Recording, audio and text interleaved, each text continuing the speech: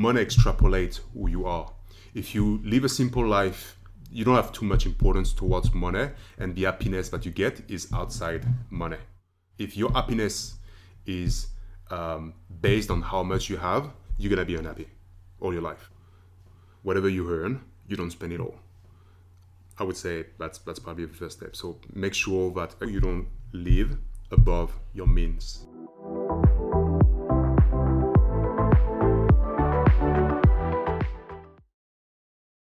Hi everyone, and welcome to the podcast Fly with Nell. I usually use this podcast to talk about travel and self-development with people I meet along the way. Today, I'm with my friend Matthieu, a wealth manager that I've met here in Australia and who is practicing this for many years now.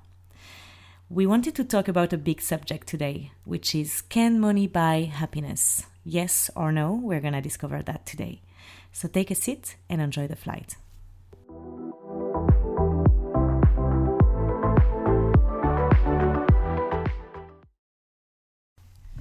Hello, Matthieu. Thank you for being here. Thanks, Mel. Thanks for having me.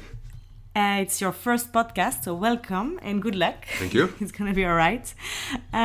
Before we start, I usually do an icebreaker with my guests. So an icebreaker just means that if you can give us 3 things that define you so that the audience can know you a bit better. Sure. I would say the first thing is people who know me, they know I'm really into sport. Second thing would be my resilience, and third thing would be I'm curious about a lot of things, so I like to touch on a lot of different topics. Great, that's interesting. Can you tell us a bit more about yourself? Like, who are you? How long have you been here in Australia for? Sure. Well, I've been here for altogether about 12 years. So I first arrived in Australia in 2007 to complete my last year of bachelor degree, which led on a master degree in Brisbane. And then I went back to France for a few years where I worked. That's where I studied the wealth management at BNP Paribas.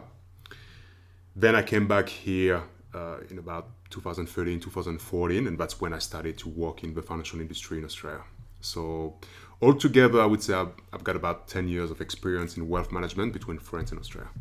And yeah, a lot of years in numbers and finance and money and yes. Yeah, I mean, it is the groundwork, but I would say the first thing to focus on is the people. Like, make sure you listen to what they want, what they need, and you realize that people don't know a lot about themselves.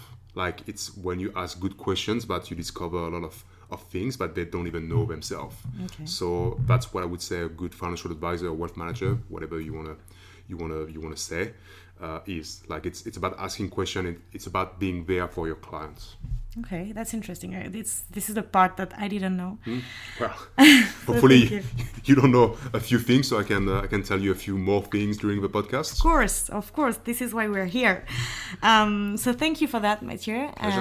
We are here because there is a big topic that you wanted to talk about, and I think it's very, very interesting. Yeah. Money. It is. Money can or cannot buy happiness. So we're going to discover that today through different, several questions. Yeah. But before we start, can you just tell us, because you've been through numbers and finance and in the finance industry since so many years. Yes. Can you just tell us what is money? Yeah. And why is it so important in our life and head? Great question. Money is a tool. Money is a tool in the sense that it allows you obviously to pay for things, but you realize that a lot of people put way too much importance to what money is and to the things they can buy with money. And so they judge themselves, they compare themselves with other people who got even more or less money. In general, you compare with people who got more money because you want to achieve that. When someone got a nice car, you want the nice car. Mm-hmm. When someone got the nice house, you want the nice house. So I would say money extrapolates your behavior, your attitude, your mindset, and you can easily see that when people win the lottery or whatever the name is, and they got a lot of money in one go, and a lot of them, they went through depression because they don't know how to recognize their friends. They went through divorce because they want a better wife or they want a better husband. So money extrapolates who you are. If you live a simple life, money should have a massive impact on you, because like for you, money is not, you don't have too much importance towards money, and the happiness that you get is outside money. If your happiness is based on how much you have, you're gonna be unhappy all your life. There's no doubt about that.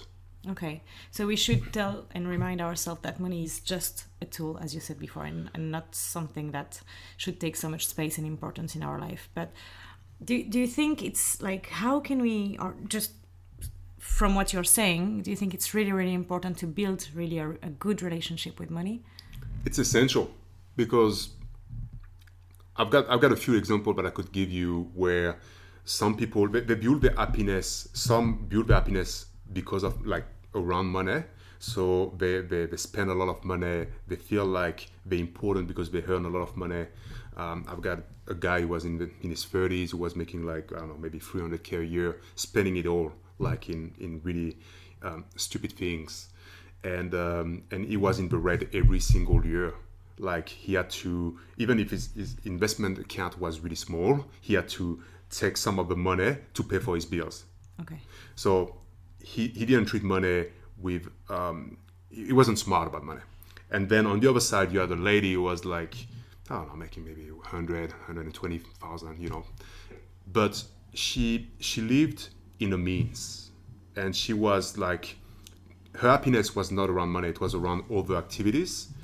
And you could see the difference of happiness between those two. Like he was just about the money and spending it all. And she was about, hey, I'm making that much money, I'm gonna spend that much, I'm gonna save that much, but my happiness is about my kids, is about my husband, is about all the things that are not, that you can't quantify through money.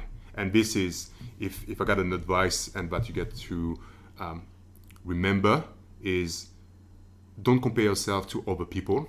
Your life is your life, and have the view of money as a tool, not as something that you need to get as much as you can, because like you will be empty, you will feel empty.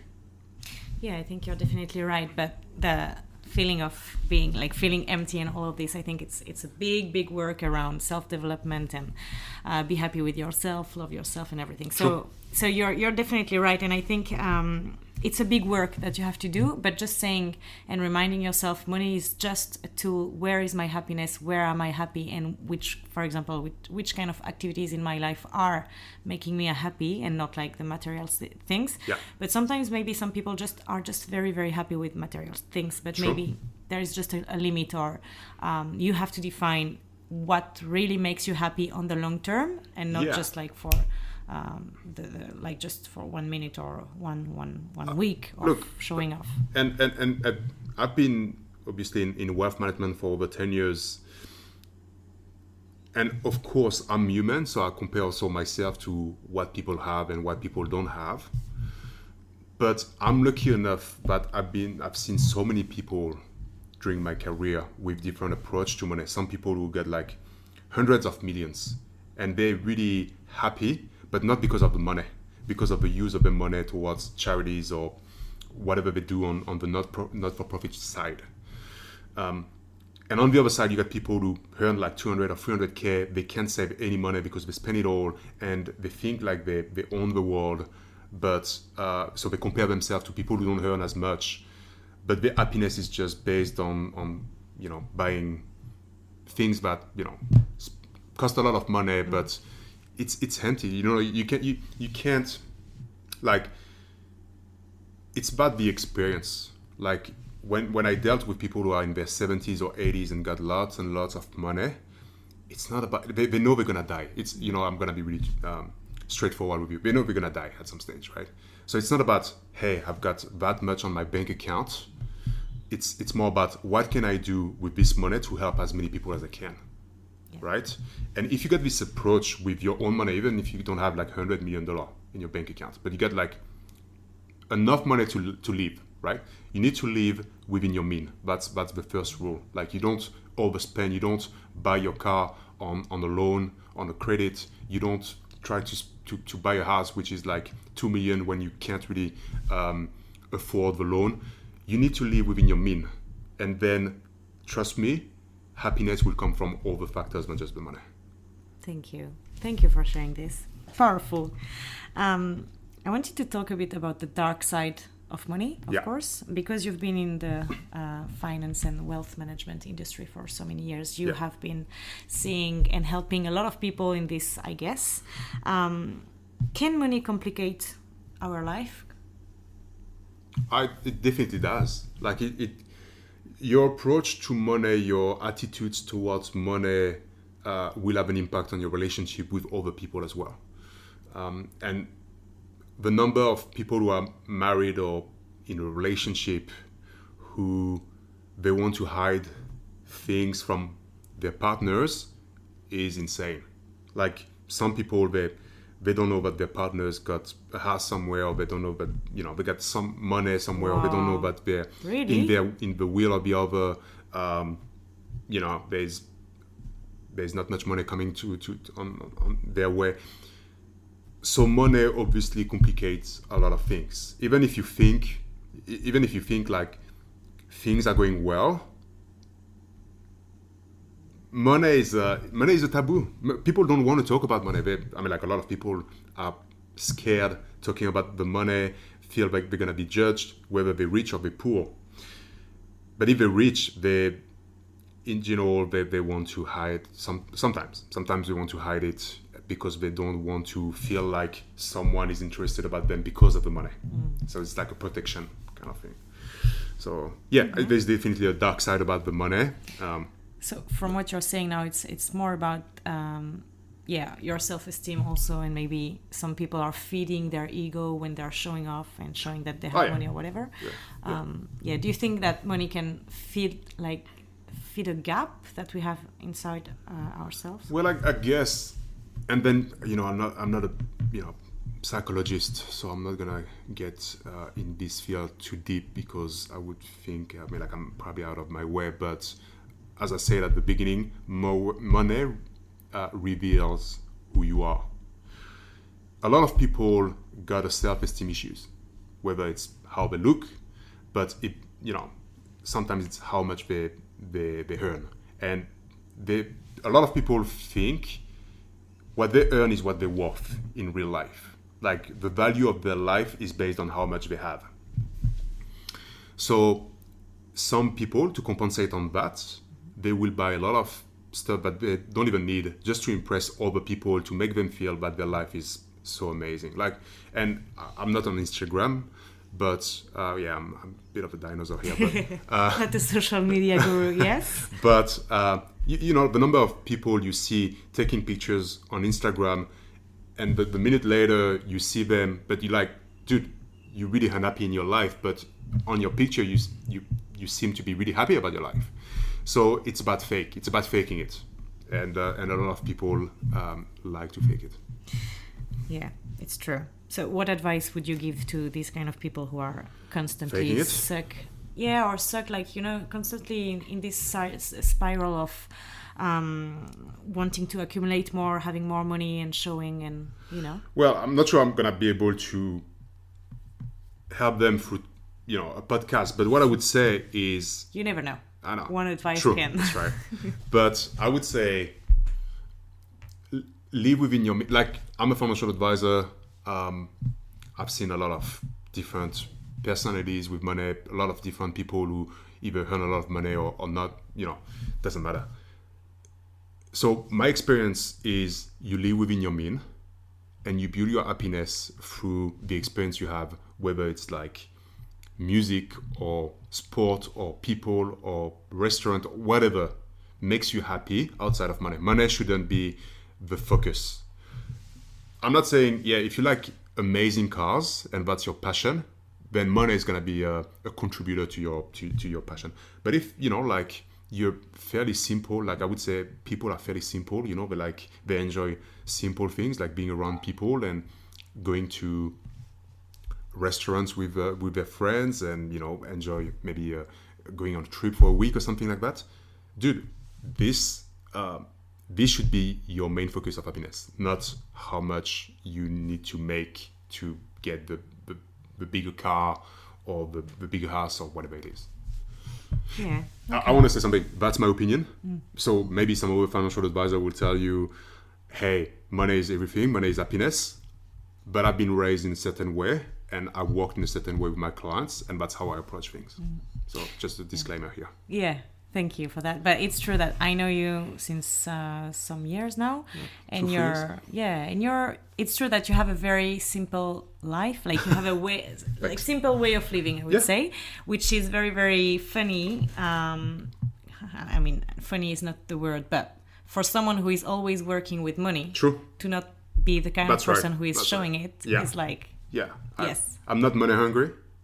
If I had money, I wouldn't show it. So yeah, I mean, like money for me is absolutely nothing. It's just a tool to get to my happiness, which is being around the people I like, and do the things that I enjoy, like sport and all these kind of things. But yeah, it's true. So I want to go a bit deeper, just more from your wealth manager perspective, on advice that you could give to people, and that you already give, I guess, generally to people. So what, for example, what would be the advices that you would give to people who are overstressed because they think that they don't have enough money to survive until they die or whatever? What do you say to these people? Well, you meet a few of these people, and as an advisor, your role is to be like, hey, it's fine. Like, we're going to do a budget. We're going to walk through the budget, make sure that whatever you earn, you don't spend it all. I would say that's probably the first step. So make sure that, again, I'm going back to making sure you don't live above your means. This is the most important things. You make 100K a year, you're not going to spend 150. If you make 100K a year, you want to spend just 60K, 70K, and then you save the remaining for, I don't know, for a house or whatever it is, but you don't spend it all. That's the first rule. Second rule is, well, the earlier you start, the easier it is. So the earlier we start to plan? Invest. Yeah, and to plan. So the earlier you start to invest, even if it's just $50 a week, that's fine. You start somewhere. So you want to start somewhere. You want to push yourself. You want to be disciplined about what you're going to do. I saw that quite a few times where people, they say, oh, yeah, you're right. I'm going to save $1,000 a week or $2,000 or whatever. And they do it once or twice, and then they lose the discipline of doing it. You don't want to lose the discipline of doing it. Start lower, but do it on a regular basis. Absolutely. So you don't want to give yourself massive pictures. You want to start really low, and then if it's too low, then you just increase. But you do it constantly, and that will allow you to use the dollar cost average strategy, which is automatic. So basically, just to give you a bit of a really technical but really small one, you save $100 or $200 every week for one share. The share price will go down and up, right?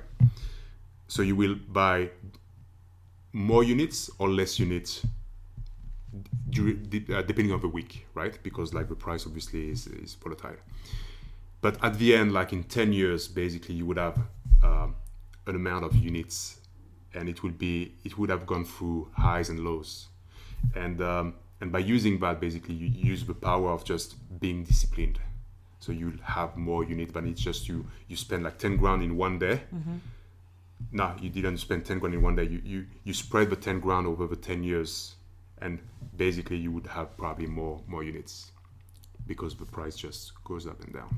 So you would say that by doing this and being disciplined like that, we can reduce our daily stress? Daily stress, the risk as well, because, you buy it high sometimes, but you buy it low sometimes, you don't get into the market, whether it's stocks or whatever, in just one go. You spread your risk through time, but you're being disciplined by the amount of money you want to spend and your number of units or stocks or whatever will depend on the price on that week. But sometimes you will buy more units because the price is lower, and sometimes you will buy less units because the price is higher. But on the long term, that would be much better for you because the risk is spread. So it's a bit technical. It's a bit technical, but very interesting. What I want to, like, if you can remember something about what I've just said, is be disciplined in how much you save. Whatever you buy, like stocks, ETF, whatever, just be disciplined. You set yourself like an amount you want to spend, like 100, 200, 500 bucks a week, but you be disciplined. You want to be disciplined about doing it all the time. Do you think that anyone can do that? Like anyone. Even if you don't have the knowledge on the stocks and like on all the market and stuff, do you think that anyone can just invest and be consistent and disciplined there? Yeah, well, I would say it's why we still exist, to get some help around that. Like, we are wealth doctors, right? But yeah, I mean, like, you don't need to be first of all, you don't need to be a genius to invest. Like, I'm not saying that Warren Buffett, who is probably the guy who's the most successful in investing, said, like, you don't need to be a genius to invest. But you want to be disciplined, and that's the rule. Like, you want to be disciplined in the stocks. If you want to buy direct stocks, you want to be disciplined around the financial stability of the company, or the financial statements and all that. But if you just want to invest without being focused on just stocks, you're gonna buy ETF, right? Exchange traded funds, which is like a really trendy but really it's a great tool to invest in, which is going to follow a benchmark. I don't want to get into too much details, but basically you spread the risk by investing in let's say the ASX 200, which is the 200 biggest company in Australia. You buy the ETF, so basically you replicate the ASX 200. And instead of just betting on CBA, you're gonna bet on the 200 ones. So, but CBA will have a minor impact on the ASX 200. So you spread the risk. It's about spreading the risk, and it's about being disciplined of constantly investing in stocks. And that's what it is. And you don't need too much help. You just go online, and trust me, you will find a lot of information about it. Okay. Yeah, I guess. Yeah. Do you think there is a right amount to feel fine in our life, whether that is like if it's an amount in savings or an amount to have on your bank account or whatever? Do you think that there is a right amount to have to feel fine? But it depends at what stage of your life you are. So, like, obviously at 65 you want a bit more money than if you are like 30 years old, right? Because sure. So it's hard to answer that. It's again going back to live within your means. I know I need to repeat myself. I'm gonna, we're gonna write it at the top of the description. You want to live within your means, and is there like a magic number? It depends on how much you spend per year, right? But for some people it could be $1 million at 65. For some others it could be $2 million at 65, and just live on the interests or the dividends. Or it could be at 1 million but use the capital and the distribution. It depends of every situation, so it's really hard to give you an answer here. It depends of how you live and your life plan. And the earlier you start about having your life plan, the better it is. Like, hey, I want a wife, or I want a husband, I want 2 kids, I want 3 kids, I want a dog, I want a house, I want a unit. All these things will have an impact on your plan, on your objective. If you start early, but even like 30, 40, doesn't matter actually, but obviously the earlier it's better, but the clearer is much better. Like, what do you want exactly? Once you define the goals, things are getting clearer and clearer. Okay, that's true. Do you have any example maybe or stories of people who came to you with like being lost and being like, I don't know if I have enough, or I don't know where to start or whatever? Yeah, well, I've got many examples about that. Like, few people came to me like they got enough money, like they already got a good amount of money. They're in their 40s, but they're like, oh, I'm gonna retire in 15 or 20 years. Do I have enough? And you look at their financials, you look at their goals, you look at their lifestyle, and like, dude, you're more than enough. You're fine. Follow the trend. I mean, like, you probably need to adjust a few things, but trust me, like a lot of people, you do it spontaneously. But like the more defined are your goals, the better, the clearer it will be to achieve those goals. 100%. Of course. But do you think that on the average people think that they don't have enough to survive? Yeah, a lot of people are really pessimistic about it because I feel like they probably compare themselves to others, and as I said at the beginning, you probably compare to your rich friends as opposed to your poor friends. Like your rich friends are your target, your poor friends are like, oh, I'm not too bad. You know, like when you compare yourself in the mirror, you're like, I'm not doing too bad. But when you compare to your rich friends, you're like, oh, I could do probably better. So if you got this mentality constantly, then you're gonna be like, oh, I don't have enough. But their life is different from your life. Your needs are different from their needs. So it's not the same. Don't compare yourself to others. Your life is your life. Like whatever it is, education or whatever, it's your life. Live it the way you want. Don't compare yourself. Like if your friend makes 200 or 300K a year and you're making 100, that's fine. Doesn't matter. Like I'm sure you can find a way in making a passive income in another with using another strategy. So you should be fine. Yeah, I think you're totally right. I think it's more about how you define your happiness and the things that you want in life, your goals and your purpose and everything. Absolutely. Rather than just comparing yourself to others. Because yes, maybe you're in the middle of your friends. Some friends are super rich, but they're not happy. Some friends are really poor and they're really happy. And you're in the middle comparing yourself. So yeah, it's just so true. It's just about you. Look, the number of people who are rich and unhappy, it's insane. It's crazy. Like the number of people who get like either a lot of money or like they earn a lot of money or they already have a lot of money and they're not happy about their life. It's crazy because like their kids don't love them, they're divorced, they got health issues. Like you got all of the factors that are so much more important. And that's my, again, I got to do this time. It's my perspective, right? Yeah. But health, having friends, having, a family or whatever, that's what is important to me. Money is a tool. As long as I know that I've got enough money to live the life I want to live, I'm more than fine. So what do you say to people who come to you for advice or help? What do you say to them to have the right attitude toward money? Well,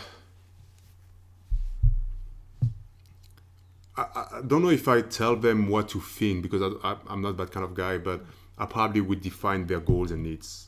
And I would ask them the first question you asked me, what does money mean to them? It's quite important. The psychology behind money is really important. So it would be like, hey, I would try to define them. Do they really like money? Do they like, that's their goal in their life? Or do they get all the goals in their life? And from then I would like ask a few other questions just to define what kind of personality and what kind of psychology they got towards money. I wouldn't tell them, like if someone is really, focused towards money, career, whatever, I'm not going to tell them, hey, you should stop, relax and do, it's not going to work. So it depends on everyone. I'm telling you, and I'm probably telling a lot of my clients the way I feel. And that makes them comfortable because they can see that I'm a guy, as you said, quite simple. I like simple things, but I'm really fine with that because my happiness is about learning new things, being curious, like as I said at the beginning, being curious about something, sport, the friends, the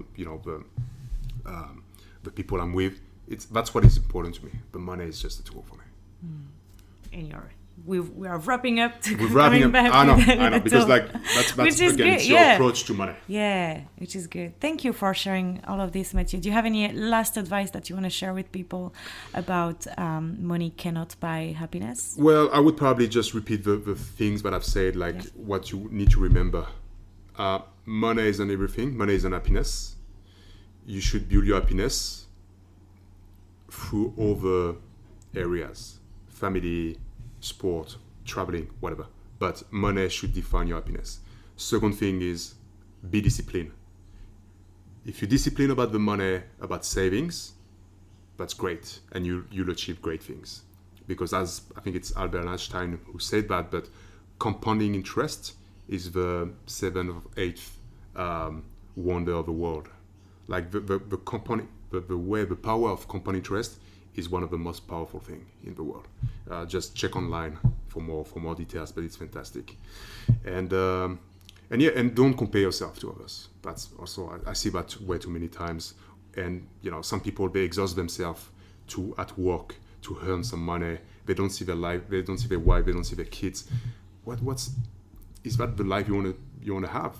Just sacrifice yourself for money and not see your kids grow up or do things with your friends. Are you controlled by money? You don't want to be controlled by money. No, you don't want that. So here you go. That's what I would say. Thank you, Matthieu. Pleasure. Thank you so much for all of this, for sharing all of this, even some technical parts. Yeah, I know. I'm gonna go online and no, it's good. Yeah. I think it's good to open up a bit our mind to other stuff and not being just too deep in the psychological thing. Thank you so much for sharing all of this. I'll see you next time. Pleasure. Anytime.